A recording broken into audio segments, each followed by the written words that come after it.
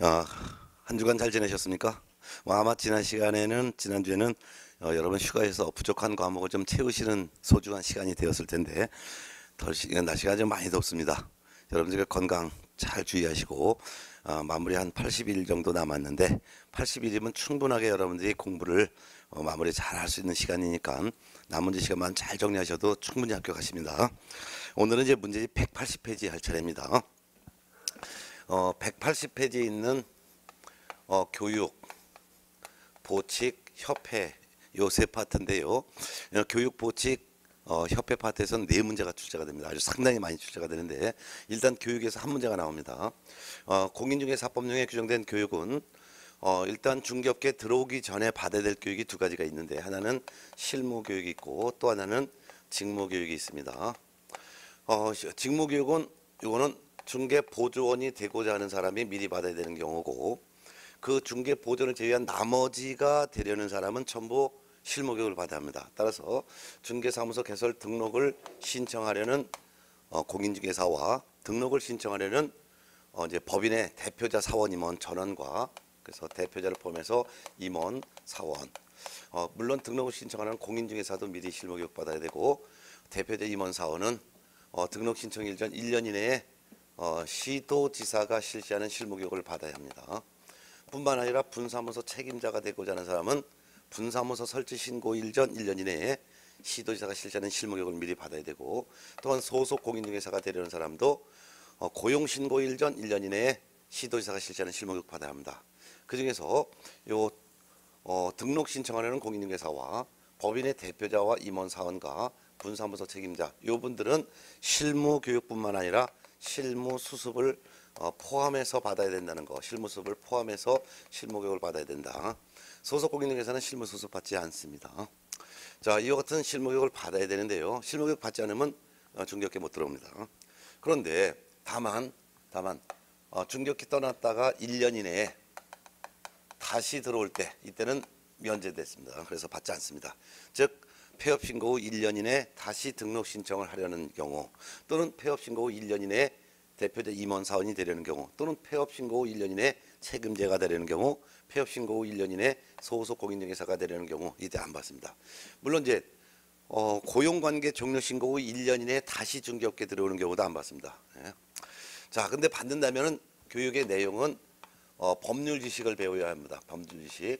그 밖에 부동산 중개 및 경영에 대한 실무도 배워야 되고 그 다음에 직업 윤리 요 세 가지의 내용을 배워야 되는데 교육 시간은 28시간 이상 32시간 이내 범위 안에서 받아야 된다는 것도 시간을 외워두셔야 합니다.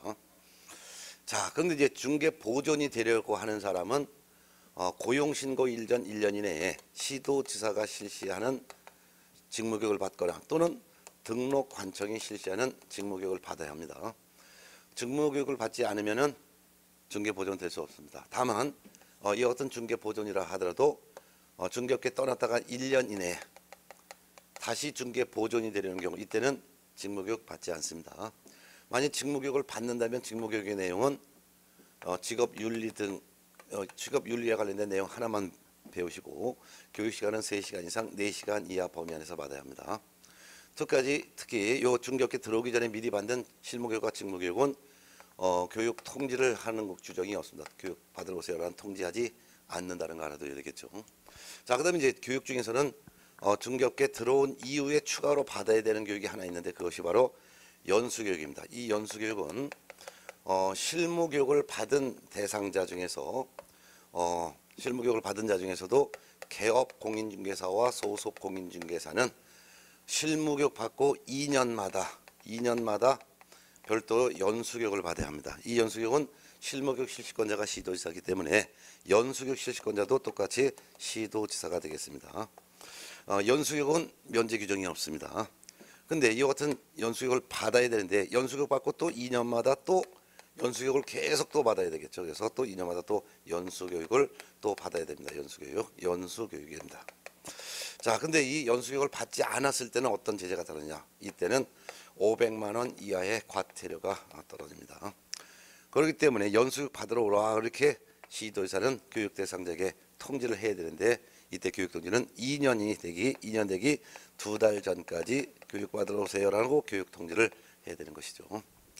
자, 그러면 연수교육을 받는다면 연수교육의 내용은 부동산 중개 업무를 수행하면서 개공과 소공이 꼭 알아둬야 될 법 제도가 변경되는 사항, 법 제도의 변경사항을 공부해야 되며, 또한 부동산 중개 및 경영에 대한 실무도 배워야 되고, 또한 직업 윤리 등도 배워야 되겠죠. 이때 연수교육 시간도 외워두셔야 합니다. 12시간 이상 16시간 이하 범위 안에서 연수교육 받는다는 거 알아두셔야 됩니다. 네. 또한 부동산 중개업계 들어온 이후에 받아도 되고 받지 않아도 되는 교육이 하나 있는데, 그 교육이 바로 부동산 거래사고 예방을 위한 교육이 되겠습니다. 이 예방교육은 실시해도 되고 실시하지 않아도 되는데, 실시한다면 이 예방교육은 국토교통부 장관이 실시할 수도 있고, 특별시장, 광역시장, 도지사 즉 시도지사가 실시할 수도 있고, 또는 등록관청이 실시할 수도 있습니다. 이와 같은 예방교육을 누구를 대상으로 실시하냐면 개공 등을 대상으로 실시할 수 있습니다. 그래서 개업 공인중개사뿐만 아니라 소공, 보전, 사원 임원을 대상으로 예방교육을 실시할 수도 있습니다. 실시해도 되고 실시하지 않아도 되는데, 만일 실시한다면 이 예방교육 실시권자는 이 예방교육 대상자에게 교육일 10일 전까지 교육받으러 오세요라고 교육 통지를 해야 됩니다. 따라서 중개업계 들어온 이후에 받는 이 연수교육과 예방교육은 교육 통지합니다. 그래서 교육받으러 오세요라고 통지하는 규정이 있다. 특히 이 연수교육은 실무교육 받고 2년이 되기 2달 전까지 교육 통지해야 되고, 또 연수교육 받은 사람이 또 연수교육 받을 때는 연수교육 받고 2년 되기 2달 전까지 또 교육 통지를 계속 교육 통지를 2달 전까지는 교육 통지를 해야 된다는 거. 그다음에 예방교육은 교육일 10일 전까지 교육 통지해야 된다는 거. 근데 이런 교육 통지를 받아도 개공이나 소공이나 보전, 사원 임원이 예방교육을 이수해야 될 의무는 없습니다. 이수해야 될 의무가 없기 때문에 받지 않아도 아무런 제재를 가하지 않습니다. 그렇기 때문에 예방교육에 소요되는 비용을 예방교육 실시권자가 교육비를 지원할 수 있도록 했습니다. 그래서 유일하게 교육비를 지원할 수 있는 교육은 예방교육, 요것만 예방교육을 교육비를 지원할 수 있고, 그 외에는 교육비 지원이 없습니다. 특히 예방교육은 교육 내용도 지금 어떤 교육이다라는 내용이 구체적으로는 없고, 그냥 부동산 거래사고 예방을 위한 내용이다라고만 이해해 두시고, 교육 시간 자체는 규정이 없습니다. 유일하게 교육 시간 규정이 없는 것이 바로 예방교육이 교육 시간 규정이 없습니다. 그 중에서 이 예방교육은 시도지사뿐만 아니라 국토교통부 장관, 등록관청 다 실시할 수가 있기 때문에, 국토교통부 장관이 예방교육을 실시할 수 있다 해도 옳은 말이에요. 시도지사가 예방교육을 실시할 수 있다 해도 옳은 말이에요. 등록관청이 실시할 수 있다 해도 옳은 지문이라는 것을 알아둬야 됩니다. 그 중에서 이 실무교육과 직무교육과 연수교육 세 가지 교육은 교육의 지침을 국토교통부 장관이 실무교육의 지침, 직무교육의 지침, 예방교육의 지침을 마련하여 이를 시행할 수가 있고, 이 교육의 지침은 교육에 대한 모든 내용이 포함되기 때문에 교육과 관련된 내용은 어떤 내용이 포함된다면 다 옳은 지문으로 하시라는 것도 꼭 주의해서 알아두시기 바랍니다. 예, 최소한 이 정도 내용은 여러분이 머릿속에 정확하게 정리가 되어 있어야지만 문제를 푸는데 흔들림이 없을 것입니다. 그러면 문제를 풀어보겠습니다. 180페이지 제1절 교육에 대해서 문제 풀어봅니다. 1번 개공 등의 교육에 관한 설명입니다. 옳은 것은 1번 분사무소 책임자가 되고자 하는 자는 고용신고일 전 1년 이내 시도지사가 실시하는 연수교육을 받아야 한다. 두 군데가 들었습니다. 분사무소 책임자가 되고자 하는 사람은 고용신고일 전이 아니라 분사무소 설치 신고일 전이라고 해야 되겠고요.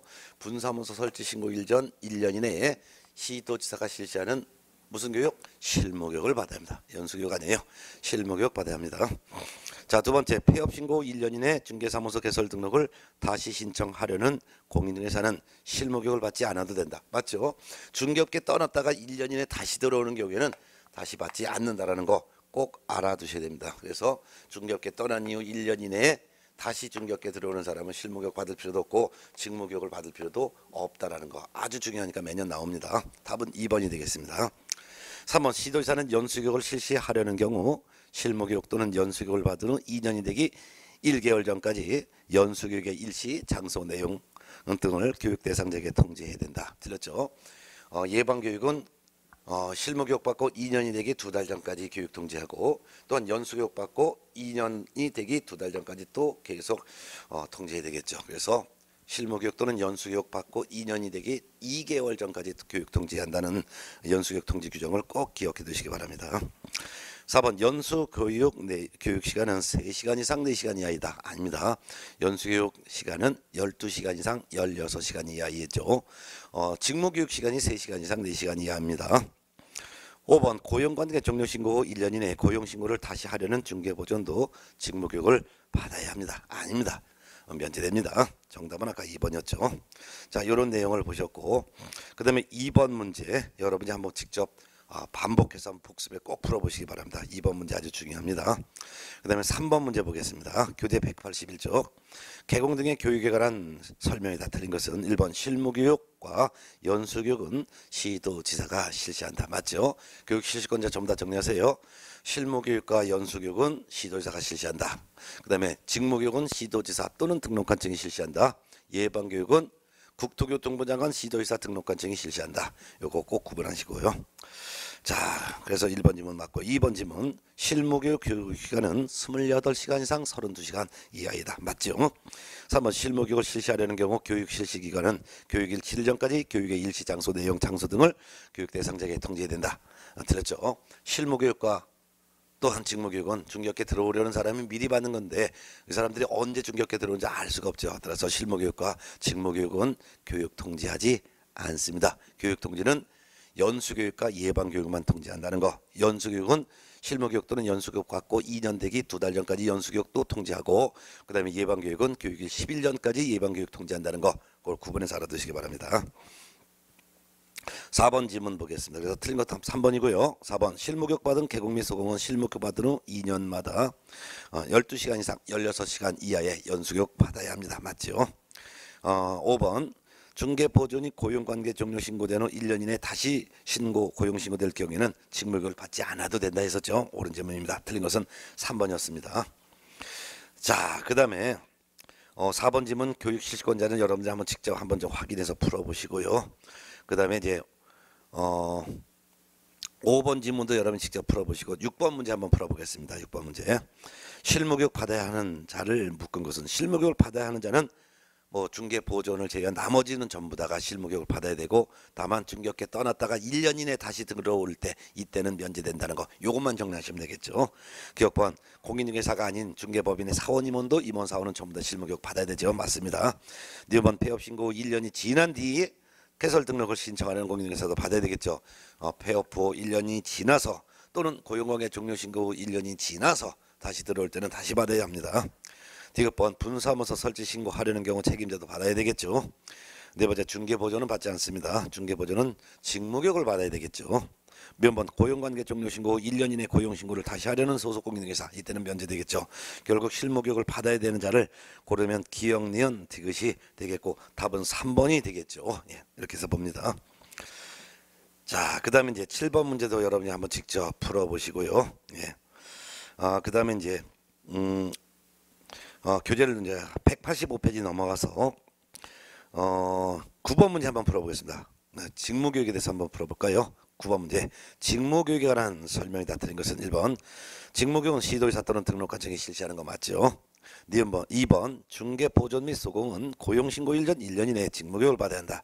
중개보존이 직무교육을 받아야 되는 것이고, 소속공인중개사는 고용신고 1년 1년 이내에 실무교육을 받아야 되겠죠. 그래서 중개보존은 고용신고 1년 1년 이내 직무교육을 받아야 하고, 소속공인중개사는 고용신고 1년 1년 이내 실무교육을 받아야 한다라고 해야 되겠네요. 결국 틀린 것은 2번이죠. 답 2번. 3번 고용관계 종료신고 후 1년 이내 중개보존으로 고용신고를 다시 하려는 자는 직무교육을 받지 않습니다. 맞죠? 다시 받지 않죠. 4번 직무교육 내용은 하나예요. 직업윤리 등이 다 맞고, 5번 직무교육 시간은 3시간 이상 4시간 이하이다. 맞죠? 결국 틀린 것은 2번이 답이 되겠습니다. 자, 그 다음에 이제 10번에는 이제 연수교육 내용인데 10번 문제 봅니다. 연수교육에 관한 설명이 다 틀린 것은 1번 실무교육을 받은 개공 및 소공은 실무교육 받은 후 2년마다 연수교육 받아야 한다. 맞죠? 2번 연수교육은 시도지사가 실시하는 것도 맞죠. 3번 시도지사는 연수교육을 실시하려는 경우 실무교육 또는 연수교육을 받은 후 2년이 되기 2달 전까지 연수교육의 일시 장소 내용 교육 대상자에게 통지해야 된다 맞죠. 4번 연수교육 내용은 개공 및 소공의 직무 수행에 필요한 법률 지식 아닙니다. 법률 지식이 아니라 법 제도의 변경사항이라고 해야 되겠죠. 법률 지식은 실무 교육 내용이 된다는 것을 기억해 두시기 바랍니다. 그 다음에 이제 중개, 부동산 중개 및 경영 실무와 직업 윤리는 포함됩니다. 따라서 실무 교육 내용과 그 다음에 이제 연수 교육 내용은 둘 다 똑같이 세 가지가 이제 교육 내용인데 차이점은 실무 교육은 법률 지식이 들어가고 그 다음에 이제 연수 교육은 법 제도의 변경사항이 들어갑니다. 그렇지만 실무 교육과 연수 교육의 똑같은 교육 내용은 부동산 중개 및 경영 실무와 직업 윤리는 공통적으로 적용됩니다. 자, 그래서 틀린 것은 밥 4번이 되겠죠. 그럼 법률 지식, 부동산 중개 및 경영 실무, 직업 윤리는 이건 실무 교육 내용이 되겠습니다. 그 다음에 이제 5번 질문 연수 교육 시간 12시간 이상 16시간 이하이다 맞습니다. 틀린 거 답 4번이 되겠죠. 자, 그 다음에 11번 문제 교육의 지침에 관련된 내용입니다. 틀린 거 볼게요. 교육의 지침에 관한 설명이다. 틀린 거 11번 문제 1번 국토교통부 장관은 시도지사가 실시하는 실무교육의 전국적인 균형 유지를 위해서 실무교육의 지침을 마련하여 시행할 수 있죠. 맞고 2번 국토교통부 장관은 직무교육의 전국적인 균형 유지를 위해서 직무교육의 지침을 마련하여 시행할 수 있고 맞고 그 다음에 3번 질문 국토교통부 장관은 연수교육의 전국적인 균형 유지를 위해서 해당 연수교육의 지침을 마련하여 시행할 수 있습니다. 맞습니다. 그래서 교육의 지침은 실무교육, 직무교육, 예방교육 세 가지고 그 다음에 죄송합니다. 이거 예방교육이 아니라 이건 연수교육인데 제가 잘못 썼네요. 그래서 교육의 지침은 실무교육, 직무교육, 연수교육입니다. 제가 이거 아까 쓰면서 잘못 썼네요. 예방교육은 아니라 예방교육의 지침을 마련하여 시행할 수는 없습니다. 그 이유가 예방교육은 국토교통부 장관도 실시할 수 있기 때문이죠. 그래서 국토교통부 장관은 실무교육의 지침을 마련하여 시행할 수 있고 국토교통부 장관은 직무교육의 지침을 마련하여 시행할 수 있고 국토교통부 장관은 연수교육의 지침을 마련하여 시행할 수 있다. 세 가지. 그렇지만 예방교육의 지침을 마련하여 시행할 수 있다는 규정은 없습니다. 예.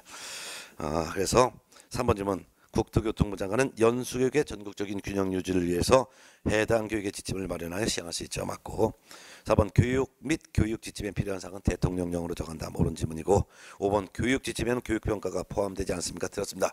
교육의 지침에는 교육에 관련된 모든 내용이 다 포함된다 했습니다. 따라서 오른쪽에 교재 이제 그 187쪽에서 해설해서 교육 지침에 포함될 사항을 제가 박스로 정리했는데 이걸 외울 필요는 없고 교육에 관련된 내용은 다 교육의 지침에 포함될 수가 있습니다.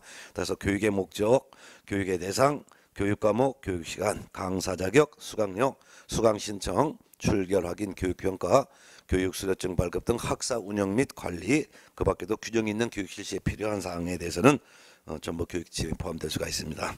결국 틀린 것은 5번이 되겠습니다. 12번 문제 예방교육 보겠습니다. 12번 부동산 거래사고 예방교육에 관한 설명 중 틀린 것은 2번 국토교통부 장관은 또는 시도지사 국토교통부 장관, 시도지사 등록관청은 개공 등의 부동산 거래 사고 예방을 위한 교육을 실시할 수가 있죠. 맞고 2번 국토교통부 장관은 부동산 거래 사고 예방 교육을 실시하려는 경우에는 교육일 7일 전까지 교육의 일시 장소 내용 등을 공고하거나 교육 대상자에게 통지해야 된다. 7일이 아니라 며칠 전까지라고 했습니까? 10일 전이라 그랬죠. 그래서 예방 교육은 교육일 10일 전까지 교육 대상자에게 통지해야 됩니다. 틀린 거 답 2번이 나왔습니다. 3번 개공 등의 부동산 거래 사고 예방을 위한 교육을 이수해야 될 이 법상의 의무는 없죠. 맞죠? 3번 국토교통부 장관, 시도지사 및 등록관청은 개공 등이 부동산 거래 사고 예방을 위하여 교육을 받을 경우에는 필요한 비용을 지원할 수가 있습니다. 맞습니다. 유일하게 교육비를 지원할 수 있는 교육은 예방교육, 요구할 만한 교육비 지원할 수 있다라는 거. 그래서 예방교육은 교육비를 지원할 수 있는 반면 교육의 지침을 마련하여 수행할 교육 대상에 해당하지 않는다는 거. 그래서 교육 지침은 이와 같이 실무교육, 직무교육, 연수교육 세 가지 교육은 교육지침을 마련하여 시행할 수 있지만 예방교육은 교육지침을 마련하여 시행할 수는 없다는 거. 그렇지만 유일하게 교육비를 지원할 수 있는 교육은 교육비 지원은 바로 예방교육 하나만 교육비 지원할 수 있다는 거. 이 정도는 꼭 기억해 두셔야 합니다. 그다음에 이제 5번 질문 개공 등에 대한 부동산 거래 사고 예방을 교육을 위해서 지원할 수 있는 비용에는 교육 자료 개발 및 보급에 관한 사항도 다 포함됩니다. 맞습니다. 결국 얘가 틀린 것은 아까 2번이 나왔습니다. 그래서 예방 교육은 교육일 11년까지 교육 통제한다는 거 꼭 기억하시죠. 네. 자, 근데 그다음에 이제 교재 이제 188쪽이 이제 보칙인데요. 이 보칙에서도 해마다 한 문제 내지 두 문제가 꼭 출제됩니다. 그래서 188쪽 이 보칙도 정리 잘 하셔야 합니다. 거의 해마다 두 문제 정도가 출제되고 있습니다. 이 보칙은 세 가지 내용인데요. 첫 번째는 업무 위탁이 있습니다. 업무 위탁. 그다음에 두 번째는 포상금 지급에 대한 내용. 세 번째는 행정수수료. 이렇게 세 가지 파트가 바로 이제 공인중개사법령 보칙에 규정된 내용인데요. 그중에서 포상금 지급에 대한 내용과 행정수수료는 거의 매년 출제가 됩니다.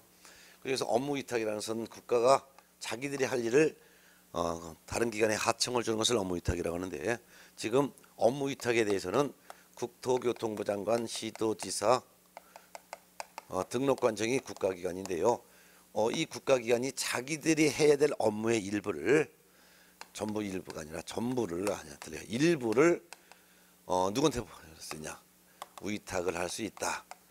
위탁을 할 수 있어요. 그러면 업무의 일부를 위탁할 수 있는데 어떤 업무를 위탁할 수 있냐? 위탁할 수 있는 업무의 위탁 내용이 두 가지가 있습니다. 어떤 거? 하나는 실무교육, 직무교육, 그다음에 연수교육. 이와 같이 실무교육, 직무교육, 연수교육. 그래서 교육 업무를 위탁할 수 있고, 또 하나는 공인중개사 시험을 위탁하여 실시할 수가 있습니다. 시험을.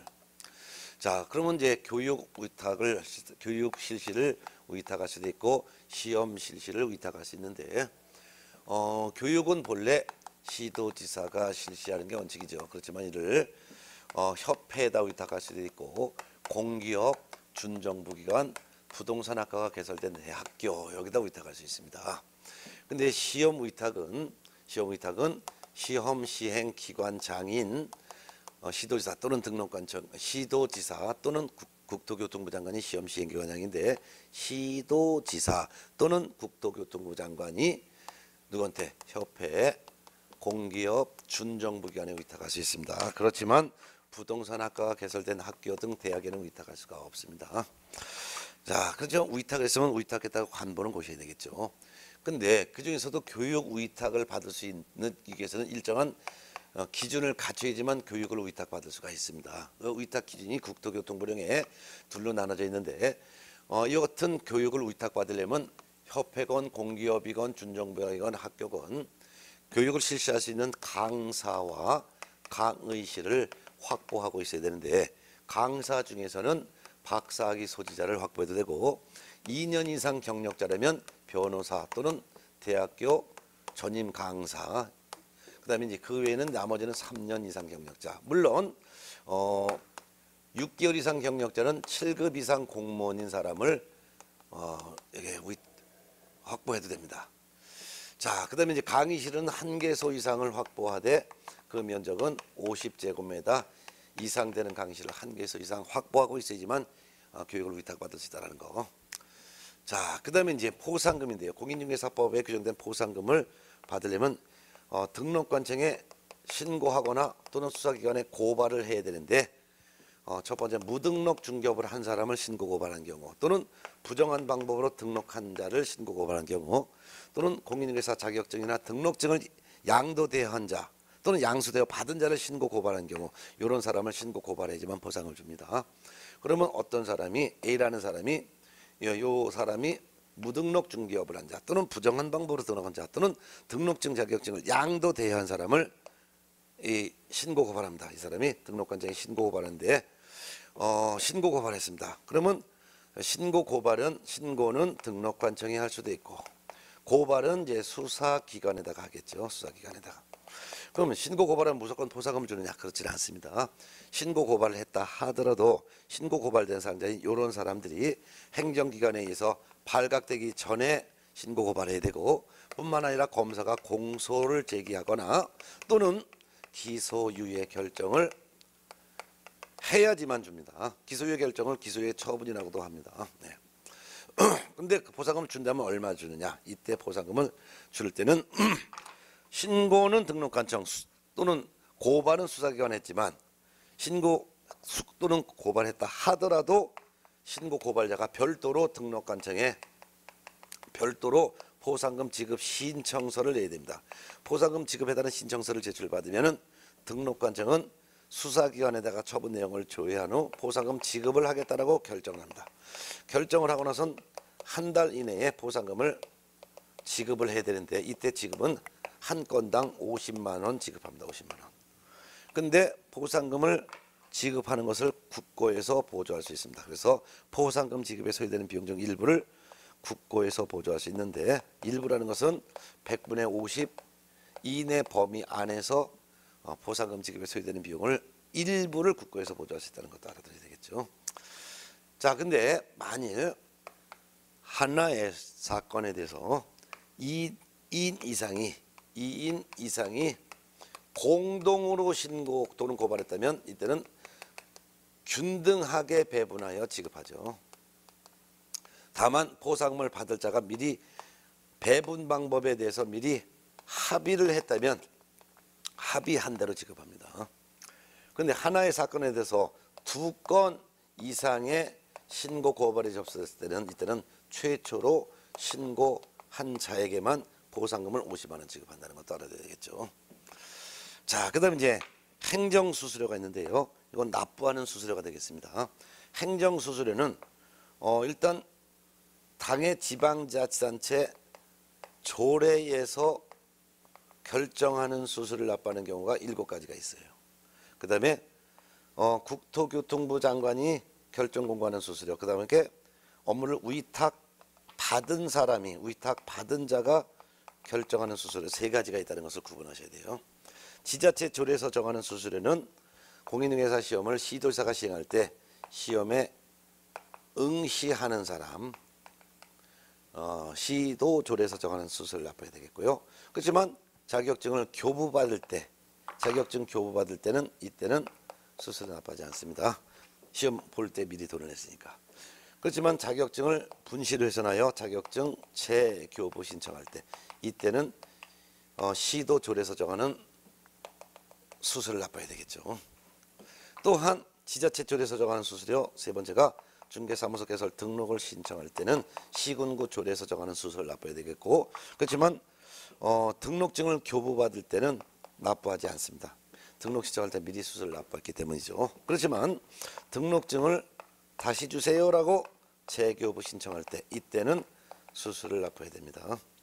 그다음에 이제 5번째는 법인이 분사무소 설치 신고할 때는 주된 사무소 시군구 조례에서 정하는 수수료를 납부해야 됩니다.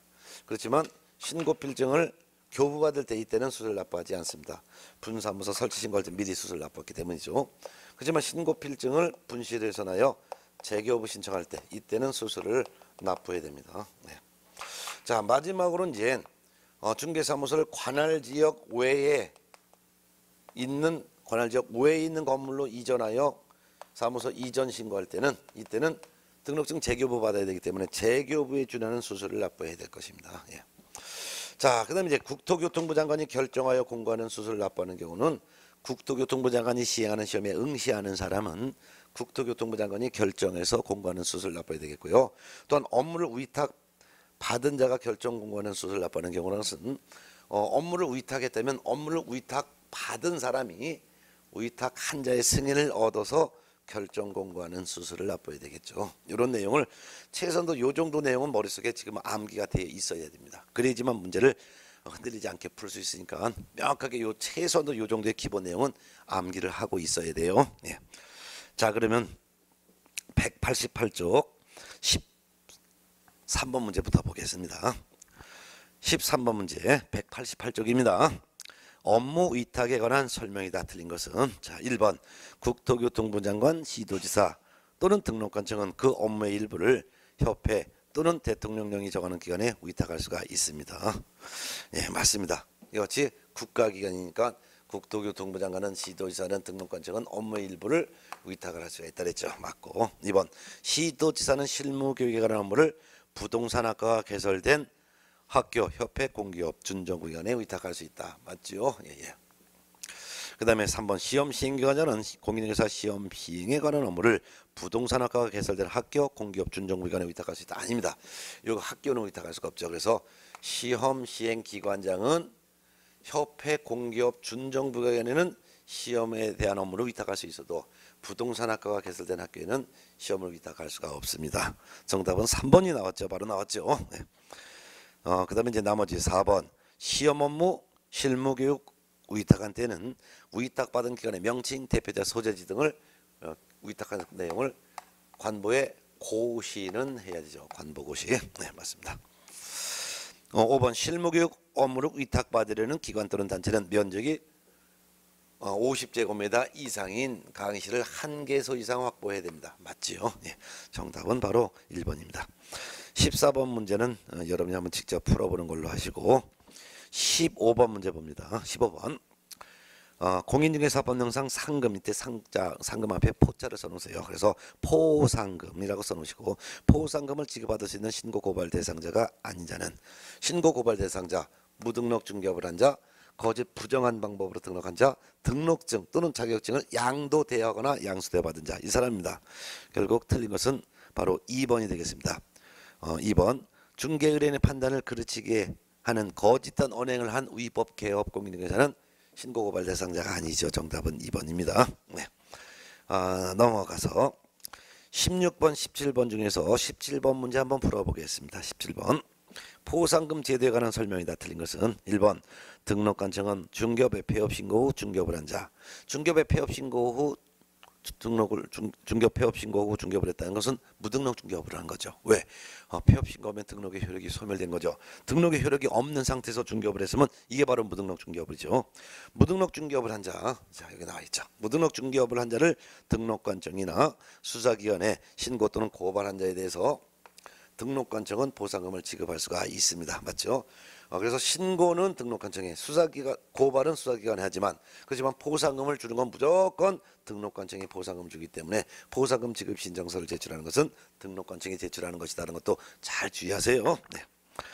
1번 맞고요. 그 다음에 2번 지문 보상금을 한 건당 50만 원 이내로 한다. 틀렸습니다. 50만 원 이내가 아니라 한 건당 50만 원으로 한다 해야죠. 으로 한다. 무조건 딱 한 건당 50만 원으로 딱 정해진 거예요. 50만 원으로. 이내가 아니라 50만 원으로 한다. 결국 틀린 것은 2번이죠. 3번 포상금 지급에 소요되는 비용 중 일부를 국고에서 보조할 수 있다 그랬죠. 맞죠. 일부입니다. 네. 그 다음에 이제 4번 포상금 지급에 소요되는 비용 중 보조할 수 있는 비율은 100분의 50 이내로 한다. 맞죠. 예. 5번 포상금은 신고 또는 고발 사건에 대해서 검사가 공소제기 또는 기소유예 결정을 한 경우에 하나여 지급한다. 맞지요? 결국 틀린 것은 2번이 되겠습니다. 네. 자, 그 다음에 이제 오른쪽 18번 문제를 한번 보겠습니다. 포상금에 관한 기술로서 옳은 것은 1번 신고 또는 고발 사건에 대해서 검사가 무혐의 처분한 경우에는 포상금을 지급하지 않습니다. 맞아요. 검사가 공소를 제기하거나 또는 검사가 기소유예 결정을 한 경우에 한해서 지급합니다. 그래서 무혐의 처분했다 하면은 포상금 지급하지 않습니다. 그렇지만 공소가 제기됐다면 나중에 유죄건 무죄건 다 보상금 지급합니다. 특히 공소제기라는 말이 없지 그냥 무죄 선고받았다 유죄 선고받았다 하면은 공소제기가 된 것이 전제가 되어 있는 내용입니다. 예. 자, 그래서 검사가 공소제기 기소의 결정을 한 경우에 한해서 지급하는 건 맞습니다. 2번 그 다음에 2번 18번의 2번 지문입니다.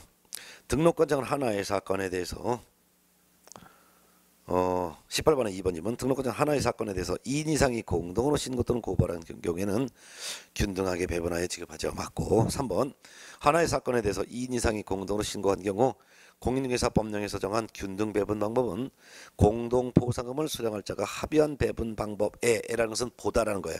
합의한 배분 방법보다 우선하여 적용한다? 아니죠. 합의한 방법이 균등 배분 방법에 우선하여 적용하는 거죠. 그래서 배분 방법이 더 합의했으면 합의한 것이 우선한 거예요. 그래서 합의한 방법이 균등 배분 방법에 우선하여 적용됩니다. 자, 그래서 틀린 것은 3번이고요. 4번 등록관청은 하나의 사건에 대해서 2건 이상의 신고 고발이 없었던 경우에는 최초로 신고 고발한 자에게만 지급하는 거 맞죠? 그다음에 5번 보상금 지급 신청서를 제출받은 등록한청은 보상금 지급을 결정을 하고 보상금 지급 결정일로부터 한 달 이내 보상금을 지급해야 된다. 맞지요? 예. 결국은 아까 틀린 것은 바로 이제 3번이 28번의 답은 3번이었습니다. 자, 근데 포상금에서는요 이렇게 서술형의 문제가 나올 때도 있지만 계산형의 문제가 나올 때가 더 많습니다. 그래서 192쪽에 있는 19번, 20번 두 개 문제가 바로 계산형의 문제인데 계산형의 문제를 정리하겠습니다. 192페이지 보겠습니다. 그러면 이건 지우고서 계산 문제를 풀어야 되니까 지우겠습니다.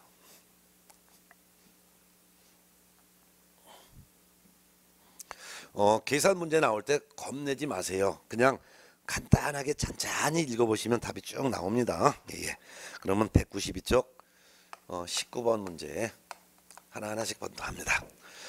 공인중개사법령상 갑과 을이 받을 수 있는 보상금의 최대 금액을 해놨습니다. 첫 번째, 갑은 중개사무소를 부정한 방법으로 개설 등록한 A와 B를 신고 각각 고발했으며 검사는 A를 공소제기, B는 무혐의 처분했습니다. 자, 부정한 방법으로 등록한 자는 신고 고발 대상자에 해당되죠. 그러면 갑은 A와 B를 신고 고발했는데 신고 고발 대상자예요. 근데 A는 검사가 공소제기했습니다. 그러니까 보상금 지급하죠. 그러니까 50만 원 받을 수가 있는 거예요. 근데 B는 무혐의 처분했죠. 무혐의 처분했다는 것은 보상금을 지급할 수가 없는 거예요. 그러니까 전혀 보상금을 지급하지 않습니다. 자, 두 번째, 을은 중개사무소를 부정한 방법으로 등록한 C를 신고하였으면 C는 형사재판에서 무죄 판결을 받았다. 자, C라는 사람이 바로 부정한 방법으로 등록했으니까 신고 고발 대상자를 신고한 거예요. 누가? 을이. 자, 근데 이 사람이 무죄 판결을 받았어요.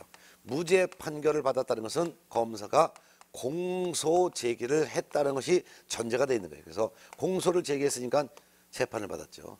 무죄 판결을 받았다 하더라도 보상금을 지급할 수 있습니다. 그렇기 때문에 C를 신고한 것으로 을은 50만 원을 받을 수가 있는 것이죠. 자, 세 번째, 갑과 을은 보상금 배분에 관한 합의 없이 중개사무소 등록증을 대여한 D를 공동으로 고발하여 D는 기소유예 처분을 받았습니다. 자, 등록증을 대여한 사람도 신고고발 대상자 맞죠, D. 근데 갑과 을이 공동으로 신고했어요, 공동. 그리고 이 사람이 바로 기소유예 처분을 받았으니까 보상금 받을 수가 있죠. 근데 하나의 사건에 대해서 갑과 을이 2인 이상이 공동 신고했으니까 갑과 을은 50만 원을 균등하게 배분하는 거예요. 그래서 갑도 25만 원을, 을도 25만 원을 각각 받게 되는 거죠, 균등해서. 네. 자, 네 번째, 등록을 하지 않고 중개업을 하고 있는 이, 즉 무등록 중개업을 하는 자, 이는 신고고발 대상자죠. 이를 을이 신고한 이후 갑도 이를 신고했고 이는 형사재판에서 유죄 판결을 받았습니다. 자, 유죄 선고 받았다는 것은 검사가 공소를 제기했다라는 것이 전제가 되어 있는 거죠. 공소 제기했으니까 유죄건 무죄건 나오는 거죠. 근데 이걸 을이 먼저 신고했어요. 그리고 나서 나중에 갑도 신고했으면 하나의 사건에 대해서 2건 이상의 신고 고발이 접수됐으면 최초로 신고한 을만 50만 원을 받을 수 있는 것이죠. 이제. 자, 그 다음 질문. A, B, C, D, E는 갑 또는 을의 신고 고발 전에 행정기관에 의해서 발각되지는 않았습니다. 그러면 이제 여기서 이제 다 받을 수 있는 거를 이제 정리하면은 일단 갑부터, 갑이 받을 수 있는 것은 A를 신고한 것으로 50만 원. 그 다음에 D를 공동 신고한 것을 가지고 25만 원. 결국 갑은 총 75만 원을 받을 수 있는 것이죠. 75만 원, 75만 원. 그다음 이제 을은 C를 신고한 것으로 50만 원. 그다음에 D를 공동으로 신고한 것으로 25만 원. 또한 E를 신고한 것으로 50만 원. 결국 을은 125만 원을 받는 것이죠. 결국 갑은 75만 원, 을은 125만 원이 답이 되겠네요. 정답 찾다 보면 3번에 나와 있죠. 예, 이 정도 문제는 가볍게 풀 수가 있어야 됩니다. 그럼 20번 문제는 여러분 직접 복습하면서 풀어보시기 바랍니다. 자, 그다음 이제 21번부터가 행정수술에 대한 내용인데요. 행정수술에 대한 내용도 한번 풀어보겠습니다. 행정수수료. 자, 21번. 각종 행정수술에 대한 설명이 다 틀린 것은 1번 시험에 응시하는 자는 지자체 조례가 정하는 바에 따라 수수료를 납부해야 된다. 맞죠? 네. 2번 질문. 국토교통부 장관이 시행하는 시험에 응시하려는 자는 국토교통부 장관이 결정 공고하는 수수료를 납부해야 되겠죠. 맞죠? 3번 공인중개사 자격시험 또는 자격증 재교부 업무를 일정 기관에 위탁을 한 경우에는 당해 업무를 위탁받은 자가 위탁한 자의 승인을 얻어서 결정 공고하는 수수료를 각각 납부해야 된다. 맞죠? 4번 중개사무소 개설 등록을 신청하는 자는 국토교통부 장관이 정하는 수수료를 납부해야 된다. 자, 등록 신청할 때도 수수료 납부하는 건 맞습니다. 그렇지만 등록 신청할 때 납부하는 수수료는 장관이 결정하는 수수료가 아니라 당의 지방자치단체 조례가 정하는 수수료를 납부해야 되겠죠. 네. 따라서 틀린 것은 답 4번이었습니다. 자, 5번 법인이 분사무소 설치 신고를 하려는 경우에는 당의 지자체 조례가 정하는 바에 따라 수수료 납부해야 된다. 맞죠? 결국 틀린 것은 4번입니다. 자, 22번 문제를 풀어보겠습니다. 22번 당의 지방자치단체 조례로 정하는 바에 따라 수수료를 납부하는 경우가 아닌 것은 1번 시도지사가 공인중개사 시험을 시행하는 경우 그 시험에 응시하는 사람은 시도 조례라는 조례에서 정하는 수수료를 납부해야 됩니다. 맞죠? 2번 중개사무소 개설 등록을 신청하는 자는 중개사무소를 두려는 시군구 조례에서 정하는 수수료를 납부해야 합니다. 맞습니다. 3번 분사무소 설치 신고를 하는 자는 주된 사무소 시군구 조례에서 정하는 수수료를 납부하니까 맞죠? 근데 4번 시험에 합격하여 자격 처음 교육을 받을 때는 납부하지 않습니다. 처음 교육 받을 때는 납부하지 않는 거. 정답은 4번.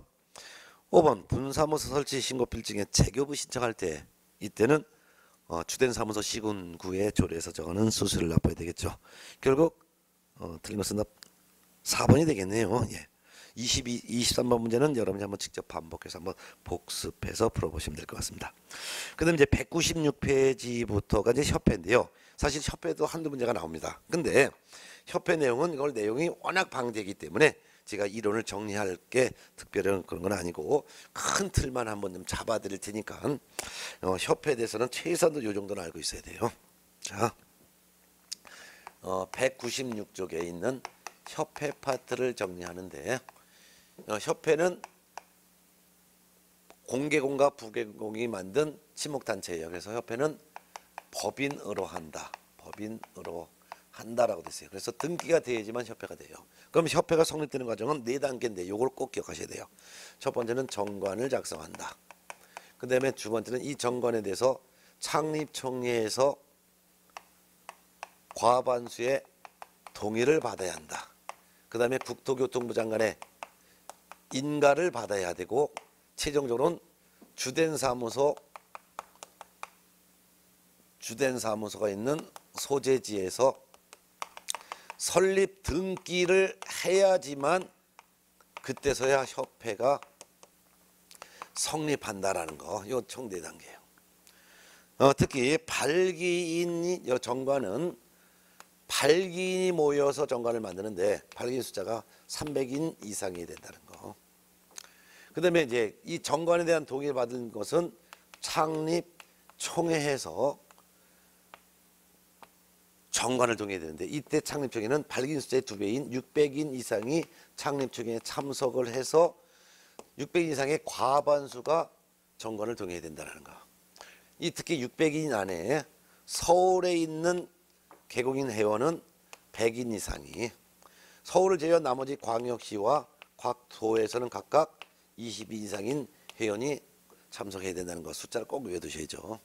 그 다음에 이제 국토교통부 장관은 인가를 받아야 됩니다. 인가지 허가라든가 승인이라든가 이런 거 나오면 다 틀리다는 거. 그 다음에 인가증을 갖다가 주된 사무소 소재지 등기소에 제출해야지만 등기해 줍니다. 그렇기 때문에 설립 등기까지 해야지만 협회가 성립한다는 거. 등기함으로써 성립하는 것이지 인가 받음으로써 성립하는 게 아니라는 거. 자, 그럼 이제 협회가 성립됐습니다. 그럼 협회는 법인체인데 협회는 그 밑에 산하 조직을 둘 수 있는데 특별시, 광역시, 도에 지부를 둘 수가 있습니다. 둘 수 있고 또한 그 시도 밑에 있는 시군구에는 별도로 지회를 둘 수가 있습니다. 지회를 둘 수 있습니다. 둘 의무는 없고 둘 수 있다 이거예요. 그렇지만 만일 지부를 두었다면 지부를 설치하고 나서 설치를 한 때는 시도지사에 신고를 해야 되고 지회를 만일 설치했다면 설치한 사실을 등록관청에다가 신고는 해야 된다는 거 꼭 알아두셔야 됩니다. 예. 특히 이 협회에 있는 이 사람들이 전체가 모여서 회의를 하는데 이를 총회라고 합니다. 총회. 총회에서 의결된 사항은 지체 없이 국토교통부 장관에게 보고해야 된다는 것도 알아두셔야 합니다. 그럼 이 협회는 도대체 어떤 업무를 하느냐? 협회 업무는 여러 가지 업무를 할 수 있는데 고유 업무, 수탁 업무. 협회는 개공이 아니기 때문에 중개업을 제외한 나머지는 거의 다 할 수가 있는데 특히 고유 업무 중에서 바로 공제 사업을 할 수가 있다는 거. 근데 수탁 업무라는 것은 국가로부터 업무를 위탁받아서 교육을 대신 실시하거나 또는 시험 시행기관장으로부터 위탁받아서 시험을 대신 실시할 수도 있습니다. 특히 고유 업무 중에서 공제 사업을 협회가 할 수도 있고 안 해도 되는데 할 수 있는데 만일 한다면 협회는 공제 사업을 하려면 공제 규정을 제정하여 미리 국토교통부 장관의 승인을 얻어야 합니다. 라는 거. 그런 거 꼭 알아두시고 이 공제 사업을 하면서 이 공제 규정에는 공제 계약에 관련된 내용이 들어가 있어야 되고 또한 회계 기준이 들어가 있어야 되는데 이 회계 기준은 손해배상 기금과 복지 기금으로 구분하여 세부 규정을 정해야 되며 또한 책임 준비금의 적립비율은 받은 공제료 수입액의 100분의 10 이상으로 책임 준비금의 적립비율을 정해야 된다는 것도 알아야 되겠죠. 그럼 공제 규정을 제정해서 승인받은 다음에 그다음에 공제 사업을 하게 되는데 공제 사업을 하면서 이 공제 사업의 운용 실적이 있어요. 운용 실적은 회계년도 종료 후 3월 이내에 공시해야 되는데 일간 신문을 통해서 공시하거나 또는 협회 신문을 통해서 공시해야 되고 그다음에 협회 인터넷 홈페이지에 게시까지 해야 된다는 거. 네. 공제 사업을 제대로 하는지 검사를 하는데 공제 사업에 대한 검사는 국토교통부 장관의 요청이 있는 경우에 하나여 금융감독 원장이 공제 사업에 대한 검사를 할 수 있습니다. 또한 공제 사업에 대해서 제대로 운영을 하지 않았을 때는 이때는 국토교통부 장관이 공제 사업에 대한 개선 명령, 시정 명령 등을 할 수 있고 그다음에 임원의 징계, 해임 등을 요구할 수도 있다는 거 같이 알아두셔야 되겠죠. 이 공제 사업을 제대로 하는지를 감독하기 위해서 협회 산하에 공제 사업을 감독하기 위해서 감독 기구를 하나 두는데 그것이 바로 운영위원회입니다. 운영위원회를 협회 산하에 반드시 두어야 됩니다. 이 운영위원회는 19명 이내의 위원으로 구성이 되는데 이 중에서 이 19명 이내 위원 중에서 투표를 합니다. 투표해서 위원장과 부위원장을 호선합니다. 위원장이 직무를 수행을 할 수가 없을 때는 이때는 부위원장이 위원장의 직무를 대행한다는 거. 위원회 임기가 있는데 임기는 2년입니다. 그렇지만 한 번 딱 1회 하나여 연임도 가능합니다. 보궐위원회 임기는 전임 위원 임기의 남은 기간으로 한다는 거. 특히 운영위원회 위원회는 협회 회장이나 또는 협회 이사에서 추천하는 협회 임원도 포함될 수 있는데 협회 19명 이내 위원 중에서 협회 임원이 차지하는 숫자는 전체 위원 숫자의 3분의 1 미만이어야 한다는 것도 알아두셔야 되겠죠.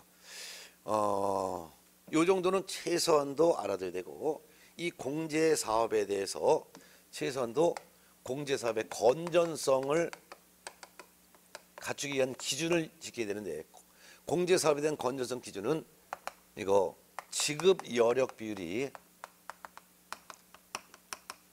100분의 100 이상 유지해야 된다는 것도 꼭 알아둬야 됩니다.